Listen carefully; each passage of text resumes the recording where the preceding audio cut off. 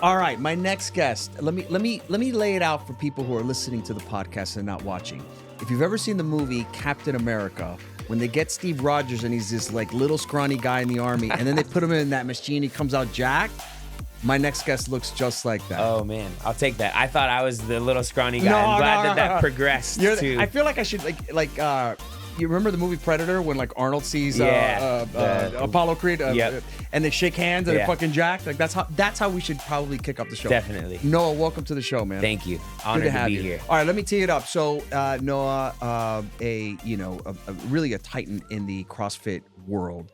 Has been in the CrossFit Games, I think 10 years consecutively. 11 of this past year now. Yep. Awesome, man. You've been on the podium. You recently won a big meet down here in Miami. So this is the guy when it comes to the CrossFit world and everything you want to know. So I'm really pumped to have you on. So it's gonna be fun. Thank you so much. I'm happy to be here. We've got a little bit of cross branding with the Happy Customer channel, and Happy But Hungry is kind of my own little personal brand, which I'm sure we'll get into. But for sure, man, feels like a good synergy. So you're obviously an athlete. How did you get into CrossFit?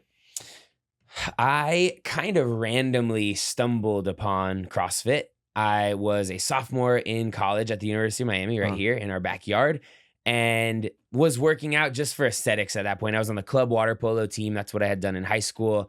Was just kind of doing that for fun, but mostly was working out to try to look jacked. Yeah. And I saw a poster one day at a restaurant called Evos. Do you remember that? It was like a healthy fast food restaurant. Yeah. And the guy on the poster, his name was Guido Trinidad, was running on the beach, and it was advertising Peak 360 CrossFit, and the guy was jacked. Yeah. And I saw the poster and I was like, wow, I want to look exactly like that guy does. Let me write this number down. So I called, and Guido answered. It was his cell phone, and said to come by and try a class. And so that weekend I went and tried my first CrossFit class back in 2010 and got my butt kicked, but fell in love. It was unlike anything that I had really ever done before from a training standpoint. Yeah. And the rest is history. I've been doing it for the last, what are we in 2025 now? So almost 15 years. Been to the CrossFit Games 11 times. Took a few years at the beginning to get myself good enough to qualify. Yeah. And whole bunch of other fitness and fun stuff in between. What was that training like to get to the point of CrossFit? Like you do it as a hobby, you love the sport, and then all of a sudden, how do I take it to the next level? Like, what did that look like? I think that distinction is important for people to understand too, that maybe aren't as familiar, that there is CrossFit, the training and exercise program for anybody. Like both my mom and dad do CrossFit, but they don't compete in CrossFit. Sure. So in addition to there being the hundreds of thousands of CrossFit gyms around the world, there are CrossFit competitions, and the CrossFit Games is and was the biggest of those. That was kind of the pinnacle of the sport, that if you decided you wanted to compete in CrossFit, you wanted to qualify for the CrossFit Games. And so the first year of really getting into it and understanding what was going on, I found out that there was the CrossFit Games. The guy, Guido Trinidad, that owned the gym that I was training at, was trying to qualify for the Games himself. So I kind of, because I wanted to be like him, not just look like him, but wanted to do all the things that he was doing, I decided that I wanted to try to do that as well. And so the first stage in qualifying for the CrossFit Games is called the Open, where anybody around the world can sign up for and compete. You just pay a registration fee, and then for 5 weeks, usually they'd release one workout per week that you do at your home gym, record a video of yourself doing it, and submit your scores. And by the end of the 5 weeks, if your scores place you in the top, whatever it was to qualify for the next stage, which was regionals, you would move on to regionals, which then is an in-person CrossFit competition. That would be the qualifier for the finals, which are the CrossFit Games. What are some of the competition? Like, what are some of the exercises that they make you do in the CrossFit Games? So anything that you would do in a CrossFit gym, you would also do in a CrossFit competition. And I would say the primary things that you're doing, weightlifting, it could be Olympic weightlifting, powerlifting. So cleans, snatches, back squats, shoulder to overhead, deadlift, and then gymnastics. From low level, like a burpee would technically be considered a gymnastics movement or a pull-up, to handstand walking, handstand push-ups, ring muscle-ups, stuff like that, to running, rowing, cardio. So basically the name CrossFit comes from crossing different types of fitness together into one workout, one exercise. What was the program. toughest one for you to exercise for you to really get good at? For sure, weightlifting was the hardest thing for me at the beginning, because when I came into CrossFit, the only weightlifting that I was doing was bro stuff, like bench and press, biceps, and then like our friend that introduced us. Exactly. Yes. And we don't do too much of that in the high level, like competitive realm. But that was the thing that it took me the longest to like develop a baseline level of strength to be able to hang with the big dogs. I picked up on the gymnastic stuff and the cardio stuff pretty quickly because I was an athlete my whole life and knew how to move my body through space. But like an external object added to the picture now, I had a little trouble with. Walk me through, what is your training like off season, and then what's your training like leading up to an event? It's interesting the way that CrossFit works. There's not a really distinct season where there's off season, preseason, actual season. There technically is from February through August would be like in season. That's when the open starts and then the games are over. Yeah. But from August until January, there are plenty of other competitions that you can participate in. So again, just kind of providing a baseline level of understanding for everybody out there. There is the CrossFit Games season, which if you want to compete, that's what we would compete in the past. In addition to that, there are a bunch of like privately owned competitions. One that you mentioned that just happened here in Miami is called Wadapalooza, that Guido actually founded himself 10 years ago, or actually at this point, probably 12 or 13 years ago. And so you can go compete in those. There's like independent prize money that's given from those events. And so there really isn't a set off season. So a lot of CrossFit athletes are competing all season long. Yeah. Sometimes people will choose, like if you are an athlete like myself that really needs to develop your strength, you may say, hey, I'm not going to compete from September to December, and I'm going to just go into a heavy strength block so I can build that strength. So when the season rolls around, I'm more prepared for that. Got it. What's a typical week look like for you for training?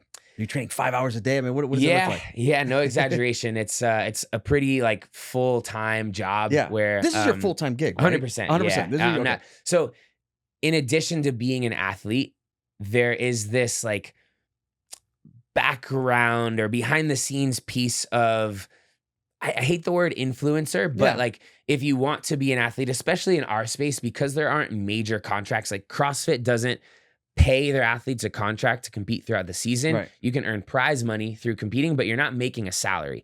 So if you want to provide for your family or yourself to make a living, you need to build your brand and get sponsorships that are going to support you through that journey. And so that was kind of that is part of the gig, right? Like I'm in the gym. My schedule usually is Monday, Tuesday, Wednesday training from, I personally like to do like 10 to 4. So it'll be 6 hours kind of straight through. I'll like snack in between. I was on a team last season and the teammates that I was with, they like to have a lunch break in the middle of the day, which totally makes sense. I never really thought about the fact that I neglected that, but we would do like 9 to 11, take a break from 11 to 12:30 and then come back from 12:30 to 3:30. So anyway, essentially it's like 5-6 hours of training per day. Monday, Tuesday, Wednesday. Thursday is either like a full rest recovery day or usually swimming, because that's often a component of CrossFit competitions. And it's pretty good for recovery. Friday, Saturday, back in the gym, full training. And then I try to do Sunday completely off to let my mind and body recover and to like really spend time on my relationship with my wife and friends and family. What I mean, talk to me about your diet. Like, what do you eat? How many are you counting calories? Like, what does a typical week look like for you for eating? In season, I will count my macros. So macronutrients, fat, protein, carbs. And that obviously gives you a calorie total as well. And it's a lot. Like it's more than I think a normal person would eat or even want to eat by the end of the day. Sometimes you're like forcing yourself to, but it's not insane. Like there was a video, I don't know, a decade or more ago, Michael Phelps was on the 10,000 calorie diet and they showed a picture of his plate and it's not like that. And I don't even know if that was real, to be honest. They probably pumped it up a little bit just for the aesthetics. The story. But I'll do about 4,000 calories a day, heavily carbs, because carbs are like the fuel source that the type of training that we do relies on. So 500 grams of carbs, 200 grams of protein, and 100 grams of fat, roughly in season is what I'll eat. I actually thought it'd be a little more, but Yeah. that's not crazy. There are some other athletes out there that do a bit more, Yeah. especially if they're trying to get a little bit bigger or stronger, but that is what I have found works for me. What are some of the secrets to your recovery, right? So you've been at this for a long time. Like you told me you take Sundays off, but what else? Yeah. So usually with those heavy training days, you could be pretty beat up, like really muscularly sore, joints a little achy and Yeah. tender. The extra things that I'll do to make sure that I'm recovered. I've worked for almost my entire career with a brand called Pliability, and it's like a guided stretching app. And Okay. so like 2 or 3 days a week, I'll take 20 to 30 minutes of just like focusing on stretching, making sure that my joints are mobile, my body can get into the positions that I need Yeah. it to. Not only is that beneficial for recovery and making sure your body feels good, but when I'm in the gym training the next day, if I have spent the time opening up the positions that I need to, all the movements that I'm doing Yeah. are going to be a lot easier and more efficiently done. If you're super tight and you Yeah. don't spend the time to stretch and you're trying to do a front squat and you're fighting the whole time to get into a good front rack position, it's going to make the movement more uncomfortable. You're going to be able to lift less weight. You're going to be more fatigued at the end of it because you're fighting against that tension the whole Yeah. time. So if you spend the time on like good quality, healthy body movements and positions, all the exercise is going to be easier too. So this is a young man sport. You've been at it for you are a young man, but Yeah. you've been at it at the pro level for over 10 years. Yes, I mean, sir. what do you attribute that longevity to? A couple different things off the top of my head. I think physically, probably that recovering well and the other things that I do for that, getting a good night's sleep, like try if I can to get 9 hours of sleep, eating really well, both Yeah. things that we kind of already talked about. Using the cold plunge and sauna, stuff like that, Really? I will use when it's necessary. And I think that from a physical standpoint helps, but from a mental standpoint, not having burnt out over the years, really trying to, looking at the smiley face from the happy customer channel icon now, like enjoy the process, to have Right. fun with it and make sure that that is that, or that has allowed it to be sustainable. I think if I hadn't intentionally made the process enjoyable, I would have stopped doing it a long time ago, or would have Yeah. enjoyed it a lot less. Let's talk about mindset. How do you get, and what Jordan and Kobe used to call the zone right before a big competition? How do you get to that place? Yeah. That's a good question that I don't know. I wish I had like a Jordan or Kobe Yeah. answer that was going to get people really motivated with a Yeah. soundbite. I do think if you're a high level, it doesn't even have to be just, I was going to say competitor, but it could be a high level anything. If Yeah. you're really driven and dedicated to what you're doing, I think it kind of comes naturally. Like when the time comes, Yeah. when it is game time, you don't really have to think about focusing up because it means so much to you that you're automatically going to go to the place that you need to be. You're going to be fully focused. You're going to be completely dedicated to the task at hand. And so I don't have a routine necessarily that I've developed that helps me like get fired up and get prepped. Internally, that's already happening naturally. I'm Right. already getting fired up because I love this stuff so much and I'm excited to go do it Yeah. to the best of my ability. So when a meet starts, I mean, you're competing against yourself. Like, are you mentally, I'm competing against myself. I need to do X amount of burpees or whatever. Or is that like, I'm looking to the guy to the side of me and saying, oh my God, he's a minute ahead of me. Like, what does that look like? It can be a little bit of both. I think you are always trying to do your best. And we talk a lot in, I guess in the States, it would Yeah. be called a PR. One of our friends that's visiting from the UK, they call it a PB, personal best or Yeah. personal record. But you're always shooting for one or the other of those. But at the end of the day, if you PR every single workout in a competition, but you don't win, that can be kind of bittersweet, right? Like, Yeah. so I think as much as, yes, you want to do your best, you are also gauging it off of your competitors, because the ultimate goal in a competition is to win. It's to beat everybody course, else. right. And so the reverse can happen. You could be in a workout and you could be winning by so much that you actually like let off the gas a little bit. And so you're not actually competing your best, but you won. And that could be what matters most. It strikes me as like, man, you got to rev up, get pumped up, compete in this. And then how do you scale back? Now you went, you go, you compete, you're at a big meet, and then you're done. Like, how do you do just unwind? And then Yeah. like, I got to rev it back up. Like, how do you get to that mental part of it? Competitions are interesting in our sport because oftentimes it's a 3 or 4 day competition. Yeah. And throughout those 3 or 4 days, you have 3 or 4 events per day. And an event can last anywhere from 5 minutes, could be short, high power event, or it can be a 3-hour event. It's probably the longest one that we've had in the CrossFit Games. And so in between those 5-hour events or hour-long events, you have these couple hour breaks where you're trying to go recover to the best of your ability. And like you said, you're getting yourself warmed up and fired up. You finish competing. There's like this adrenaline dump. You go back into the warm-up area. You cool down. You want to go, instead of going from 0 to 100, you warm up to that 100. And then after 100, instead of just going straight to 0 and doing nothing, you should technically cool yourself down. Like maybe hop on a bike light for a couple minutes, refuel, make sure you're getting some carbs and protein back in there, and then try to get off your feet and relax if you have enough time to. Yeah. Sometimes, because all competitions function a little differently, there can be really tight turnarounds. Like at Wodapalooza last weekend, I think we had one event where we finished and had about an hour until we were back on the floor, which sounds like a lot of time, but to walk from the floor back to the cool down area, warm up area, refuel real quick, and then start warming up for the next thing. There wasn't really any downtime. So my team and I went back. We all grabbed a little snack, debriefed the first workout, started talking about the second one, warmed up, and then we're right back on the floor. So, and on those snack breaks, I mean, you're just carbing up like crazy. Yeah, some people approach that differently. There's a lot of athletes that will do candy just because it's like such an easy, simple carb source. Yeah. I don't love to do that. I'll try to do like fruit or pretzels, something else that's carby, but a little less like sugary. Trying to have nice teeth as well as a nice body, you know? Yeah. But yeah, carbs, protein, simple stuff like that. I actually love a little like turkey sandwich with some jelly in there in between competitions. Yeah. But post-competition as well, talking about like coming down after being super revved up, I always try to, and I've developed this without really being intentional about it over the years, take a couple of days off, not just because physically your body's usually tired and needs to recover, but more than anything for me, it's my mind.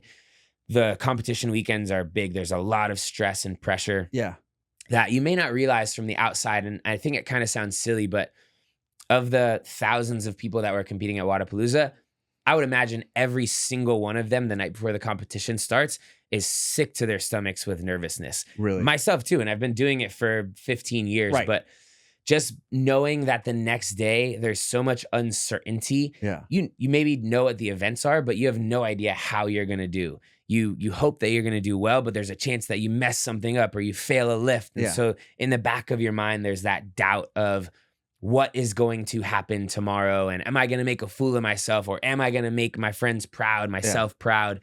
And so there is this element of just all weekend being super like, it's not wound up tight. You're not on edge the whole weekend, but it's just a lot. You're on all weekend. And so when it's finally over, it's like, I need to be intentional about unwinding, giving myself a mental break so that when it's time to start rebuilding for the next competition, I'm not dreading it because I've been so on.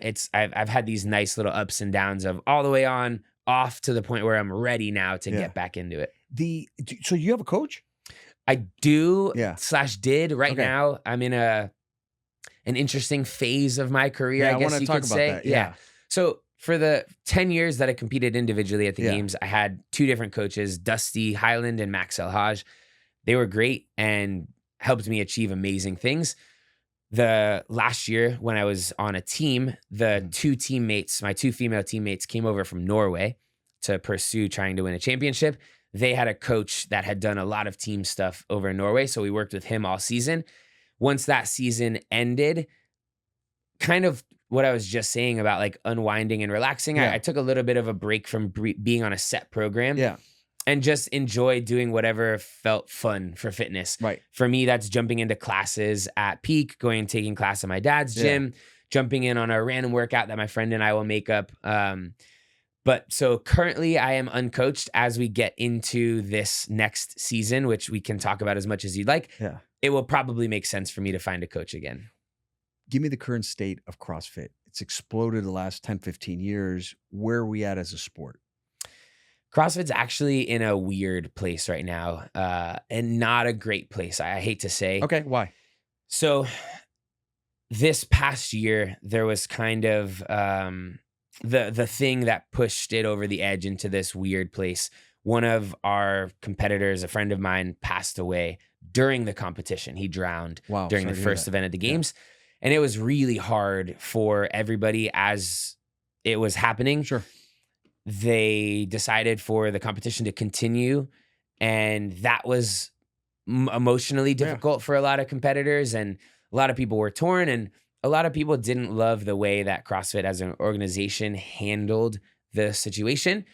I feel relatively neutral. I would imagine that they did everything that they could to try to be sensitive to the family and respectful to Lazar and the rest of the competitors, but it was an impossible situation, right? Yeah. Like anybody that was involved, there wasn't really a right answer.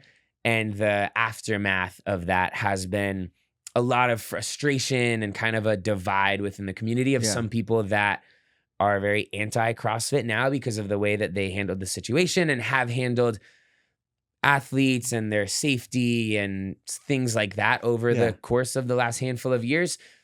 And then there's also people that are very pro CrossFit and love it and want it to continue. And it just is at this weird point where we're kind of waiting to see how it unfolds a little bit more.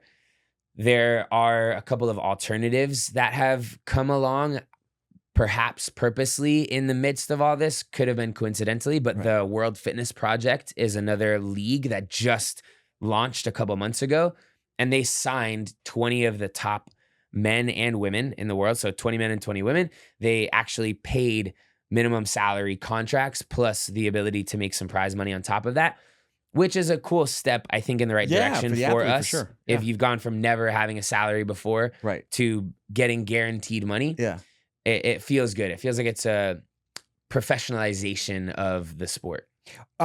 Same. So like I was thinking like, I mean, why isn't like this an Olympic thing? Like I'd rather watch this any day of the week. I think you and I were talking earlier, like I could be flipping through the channels and all of a sudden I see a strongman competition. Yeah. And I want to see how, this guy pick up this boulder and throw it. Like it catches the eye. It's intriguing. It's intriguing. It's, from the beginning of mankind, right? I mean, this is why fighting is so important. You always have that conversation. It's like, I can have the best basketball players on a park playing one-on-one. This baseball players, but a fight between two strangers breaks out in the middle. Everyone's going to watch the fight. Yeah. And this is kind of the same thing, right? Like and so same with CrossFit, like, I can see it and I go, okay, here's the competition. You got to do, X amount of burpees, X amount of deadlifts, whatever, in this time frame. Like, okay, I got it, right? Yeah. And for me, I'm just this past Summer Olympics, I was just bored with stuff, and I'm like, man, CrossFit, there's a play for it. Like, I don't know. They have been pushing to get it in the Olympics, I think, for a while. There's an organization called I think it's the International Functional Fitness Federation, the IF3, if I'm not mistaken. Right. And they've been lobbying for it for a while. I don't know where they're at in the process. I think it would be amazing. Be awesome. Yeah. I mean, I would, not that I am retired, but if it took another 4 years to do it and I wasn't competing anymore, I'd come out of retirement so fast to be able to get the Olympic rings tattooed on me somewhere. It's in LA in a couple of years. Come on, bro. You still got it. I mean, yeah, I hope that they are able to pull that off. But I know that one of the things that I think would probably be necessary is some consistency.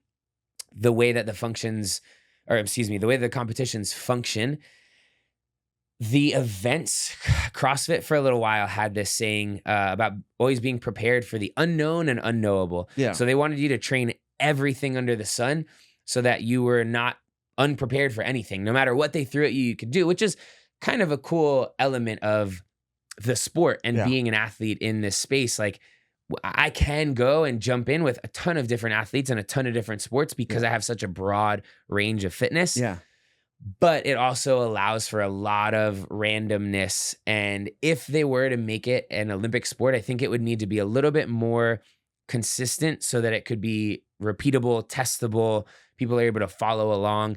For example, instead of it just being a 3-day competition that has three events each day, so you have 9 total events over the course of the weekend, all varying in terms of the style of event that they are. That's usually how it goes, and competitions will try to balance it out. But I think if there was going to be a competition in the Olympics or some high level organization like that, they would need to have it to where, event 1 is going to be a strength event, and there can be variance in terms of what you program for that. It could be a snatch, it could be a deadlift, it could be a back squat, but one event's going to be a strength event, another event's going to be an endurance event, another event's going to be a mixed modal event. And every time the competition happens, which events are happening at which time, even if there's some variance in the movements and rep schemes and all of that stuff. But then people following along know, all right, I want to make sure I watch event 1 because that's the strength event. I love watching that. Event 6 is the gymnastics one. I'm going to tune in for that as well. Yeah. You guys have a little bit of everything, and I think you're right. I think the layout and the production of it for an Olympic sport where you're just everybody dabbles in everything, would probably be the right call. I think there's an enormous amount of potential. I was sharing with you earlier is that went to the Arnold Classic a couple years ago. And not only is it all the bodybuilding and all the different divisions, which is really cool. Most people don't know that. But then they do the strongman, and then they do powerlifting competitions. A lot and going especially on. For young people, like that powerlifting, and it's starting to pick up in high school. Like I support the one at my old high school for powerlifting. I think it's just a great sport because, like, dude, you just get like some skinny, freshmen and like, let me teach you how to do squats and power cleans and deadlifts and stuff, and like just to build up the confidence. It can change anybody your life, can do it. For like sure. that's the thing. Like it's not basketball where, if I love basketball, but I'm not 6'7", Right. This one's like anybody can do it. They got different weight classes, like get after it. And then it's something that you can do for a long part, big part of your life. And I agree. Until you get older. So lots of potential. All right. One fitness thing that you think people completely get wrong, like some theory or some weight, like something along those lines that you call maybe BS or they get it wrong. The first thing that comes to mind, I think, and it may be ironic because of the high intensity nature of CrossFit, is that I don't think every workout or workouts in general have to always be super high intensity. And I think a lot of people think that if you're working out, it has to be extreme. And I think it's beneficial to mix that in for sure. There's huge benefits to high intensity and pushing yourself, but there are also huge benefits to just really easy exercise. And that can be a barrier to entry for people. They don't realize that just going for a 20-minute walk is incredibly beneficial to your body for your metabolism and weight loss and joint health and your aerobic system. Like it can be really easy and simple. And I think people get really scared when they see what we do. And even my parents, when they watched a CrossFit competition, I said that they should do CrossFit, and they had only seen the competitions. And they were like, we could never do what you do. And I said, yeah, but it's kind of what we do, but it's not, it's a variation, it's at varying degrees of intensity and skill level. So anyway, that would be my one thing that anybody that's watching, you can go and get after. Like if you have the motivation to do that and the physical body, go for it. But if you don't, go do something. Your dad is here. He's jacked. Yeah. But you don't even have to be jacked to work out, is what I'm saying. Like somebody might be watching on the couch and think, oh, this is unrelatable. I can't work out like that. But you can do something. You got to start somewhere. So just getting up and starting moving will lead to bigger and better things. All right. So sure. moving. So now you're into running.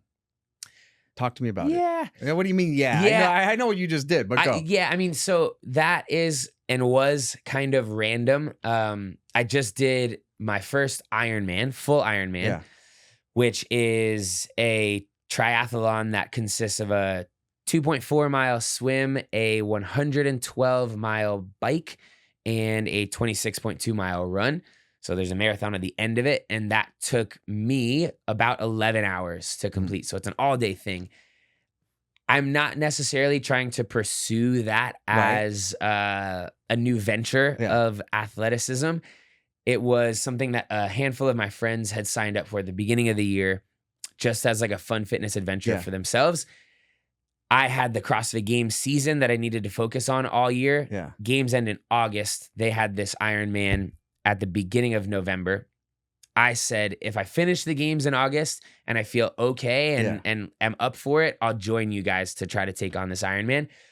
And lo and behold, I felt good enough. I had 2.5 months to prep for it, which I would say is the bare minimum that you would need to prepare for that amount of volume. It's a lot. It's a lot on your body. So I did the Ironman, really enjoyed the experience, set a goal, accomplished the goal of going sub 11 hours, beat it by like 2 minutes barely. And I had a CrossFit competition the week after that, which was kind of insane. The idea of when I signed up for the Ironman and there was this other big competition, I thought, you know what? Why not just do both rather than fully focusing on one? Just try to do my best at both. That's kind of what I feel like CrossFit has prepared me to be able to do. And then so when Wodapalooza, which we talked about, rolled around, the Miami Marathon happened to be the very next weekend. And almost as a joke at first, my friends and I were like, let's do both again. And so we ended up signing up and I just finished the Miami Marathon. So Ironman and full marathon in the last couple months are the biggest endurance events that I've ever done. I don't know how much deeper I'm going to dive into that world. I might. The thing is, I am used to being one of the best in the world at what I do for the last decade. And if I stepped into the endurance world, there's almost no chance, and I believe in myself strongly, but there's almost no chance that I would be able to compete at the elite level in endurance sports reasonably so within a reasonable amount of time, just because those guys are built differently. Like tall, skinny, have been running for their whole lives. It would take a huge amount of change for me to maybe be able to go there and probably not even be able to. So I may continue to dabble in them for fun. I also really enjoy storytelling. So being able to document the process on YouTube or Instagram of, hey, I'm starting this challenge. I've never done this before. This is what it looked like to go from 0 to completing the event, I think is fun and entertaining. So if I decide to take on any other challenges, it'll probably be for that purpose. Let's talk about the business side. You recently started a business, correct? More or less. I have always had the Happy But Hungry brand as kind of my mantra and have created a brand around it with merch and events. And we recently just started a run club. So to an extent, that is kind of the business of Happy But Hungry. But for the most part, still, my business is full-time athlete. And like we talked about earlier, kind of being an ambassador for brands. The Happy But Hungry thing, I think, is something that I really enjoy and I think has a lot of potential. I just haven't really yet decided what the product is if I wanted to make that my full-time gig. Could it be an events company? Could it be a supplement company? Could it be a clothing brand? Like, it could be whatever I want it to be theoretically at this point, because right now it's just this idea and this community kind of, but there is not this cemented, established. I'm confident that no matter what you decide, and it'll work itself out, you will be successful. Why? Because you will bring the same discipline and structure that you brought to becoming a professional athlete, right? The process of it. You have the mental capacity as far as not just the toughness, but you're obviously smart, diligent in what you do. Those are great business practices that will translate to whatever you do. So it doesn't matter. So life after CrossFit, what does it look like to you? That's a question that I've been asking myself for a long time. And I'm still trying to figure out I'm 50, so don't worry. Yeah. It keeps getting pushed further and further back too. I think I thought when I was starting this career in my early 20s that by the time I was 30, I'd probably be done, because it's a very young sport, not in the sense that young athletes are doing it, but it's only been around for 15 to 20 years. And so there's not a lot of examples of guys that have been doing it into their 30s, 40s. And so all of the guys that I was looking at the time were breaking, falling apart before they even turned 30. And then really not doing anything in the sport beyond that. And so in my mind, I thought, okay, well, 30 is probably going to be that threshold. I'm 33 now, and I still feel amazing. Really? And still have a ton of energy and passion to continue to compete. So I want to pursue that wholeheartedly until that's no longer the case. I am starting to mix in some other like business Sure. related things and kind of dabbling in that world. But I think for now, I want to continue to be an athlete, and storyteller, I think, is Yeah. a term that I enjoy more so than influencer. Yeah. But being able to create content and tell stories around fitness and making that fun and going on like fitness adventures and stuff like that. Like I think that could be a route that when I'm not high level competing in fitness, Yeah. could do something along those lines. Got it. Okay. We have a little special segment here. We go Okay. rapid fire questions. All right. You ready? I'm ready. You ready? Warmed up. You're a University of Miami grad. Do the Canes win the national championship in 2025? Oh man. I hate to say it, but I'm going to say no. Wow. I don't know. I haven't had a good season with UM since I got here. They've had one or two, but yeah, you're right. Yeah, you didn't get the good years. No, I don't know it as that type of school, unfortunately. Favorite cheat meal? I'm going to say pizza. Miami Slice. Have you been there yet? So it's good. The best. Yeah. It's the best. Yeah, I just had that recently for the first time. It's very good. Yeah, me too. I just had it recently for the first time. Yeah. I was like, oh, okay. It does live up to the hype. I also really want to go to Cowie Burger. Have you heard of that? It's No, where's a new that? burger place in Wynwood, Smash Burgers. I haven't tried it, but it's supposed to be the best All as right, well. we'll go with our buddy Erwin, Nice. the mayor of Wynwood. Yeah. If you could only have 3 exercises the rest of your life, what are the 3 exercises? Oh, man. I'm going to keep it really simple for the first 2 at least, because I'll sometimes do this. Push-ups and sit-ups. I'll go on these streaks where I just decide that for the next 30 days, I'm going to do 100 push-ups and 100 sit-ups every single day, broken up however I want to. Yeah. Just because. And I think that those are both great exercises, mostly aesthetically, right? Like push-ups, you're getting the You wanna upper look body jacked. pump. Sit-ups, you're getting the core. And then if we're keeping it on the simple track, I'd say running. Like push-ups, sit-ups, running, you can have all of those in your back pocket. You don't need any equipment to go and do those. Yeah. And you could probably be pretty healthy, look pretty good, and feel pretty good if you did all 3 of those all the time. Okay. If you weren't doing CrossFit as a sport, what sport would you be playing? I'd love to say lacrosse. I grew up playing lacrosse. Had to give that up when I got to high school because we didn't really have a program near me, but I really, really enjoyed that. My dad played at a high level at Brown University and a little bit professionally, but it's a really, really fun sport. They have a league that just started called the PLL that's doing pretty well. Yeah. So lacrosse would be a fun one. It's a cool sport. When I grew up, I didn't know anybody that played. There was 0 leagues. Yeah. And now they're popping up and I'm like, that's probably a sport I would have tried for sure. It's very pretty regional. Cool. It's like if you live the in Maryland, Northeast, everybody it's super plays. popular. Maryland, California, a little bit. Yeah, Yes. Florida not as much, but getting there. All right, CrossFit, chalk or no chalk? A lot of chalk. A lot of chalk. For like sure. like what level? Like on the thighs, on the hands? No. What are we doing? Just hands. Just hands? It's so incredibly beneficial. Like I probably gain 10 pounds of automatic strength on any lift by having chalk on my hands versus not, especially here Really? in Miami because it's so humid. Yeah, you're that right. if the bar's slipping out of your hands while you're trying to lift, you're not going to be in the right positions. You're not going to be able to put as much power into the bar good as you point. could if you just had a solid grip on it.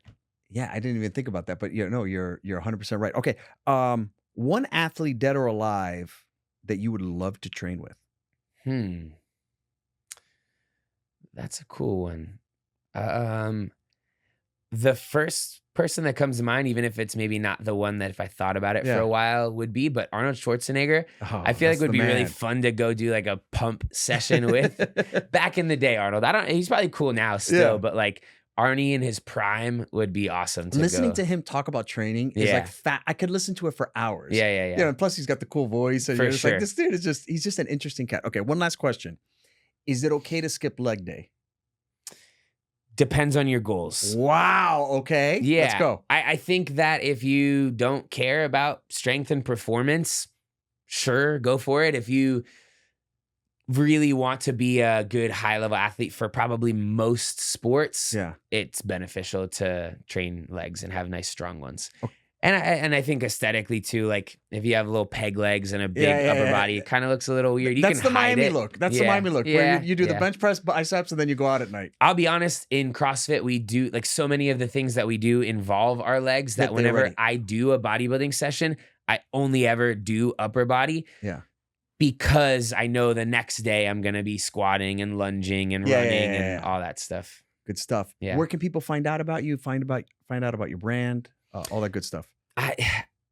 You're active on social media. Yeah. Social media. I don't know. It just kind of feels unprofessional and cheesy to say, check me out on Instagram, but that is the way of the world these days. So on Instagram, if you search Noah Ohlsen, it's Nolson is the handle. That would definitely be the way to stay the most up to date. Good stuff. I appreciate you coming on the show. Before we leave, we got to do the Predator handshake. Remember Okay. how Arnold I'm ready. and Carl Weathers. All right. Yeah. Thanks, brother.